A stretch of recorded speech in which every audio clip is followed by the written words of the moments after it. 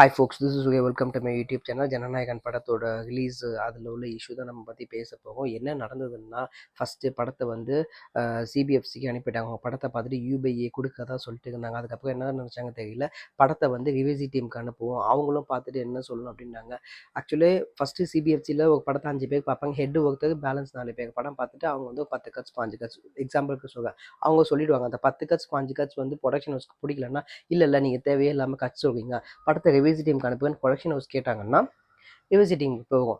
அதில் நல்லதும் நடக்கலாம், கெட்டதும் நடக்கலாம். அந்த 10 கட்ஸ் 5 கட்டு 5 கட்டு 6 கட்டாகவும் ஆகலாம், இல்லை அது இன்னும் 20 30 அப்படின்னு கூட ஆகலாம். ஸோ ப்ளஸ்ஸும் நடக்கும், மைனஸும் நடக்க வாய்ப்பு இருக்குது. பட் இவங்க பார்த்துட்டு யூபிஐ கொடுக்கும்னு சொல்லிட்டாங்க. கொடுத்ததுக்கப்புறம் எதுக்கு மறுபடியும் ரிவிசி டீமுக்கு அந்த படத்தை அனுப்பணும்னு சொல்லுங்க, தப்பாக இருக்குது. இது தப்பு அப்படின்னு சொல்லிட்டு அவங்க கோர்ட்டுக்கு போயிட்டாங்க. நான் சொல்லி நீ கேட்க மாட்டியா, கோர்ட்டுக்கு போயின்னு சொல்லிட்டு ஒரு ஈகோ கிளாஷ் அப்படின்ற மாதிரி சில பேர் சொல்கிறாங்க.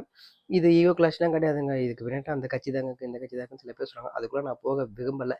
எது எப்படியோ விஜய் ஃபேன்ஸுக்கு டிசப்பாயின்ட் பண்ணுது. ஏன்னா இன்றைக்கி காலையில் 10:30 மணிக்கு வந்து வேணாம், இது தப்பாக வந்து நீங்கள் வந்து இந்த சர்டிஃபிகேட் வந்து இஷ்யூ பண்ணாமல் ஹோல்ட் பண்ணி வச்சு நீங்கள் கொடுத்துடுங்க.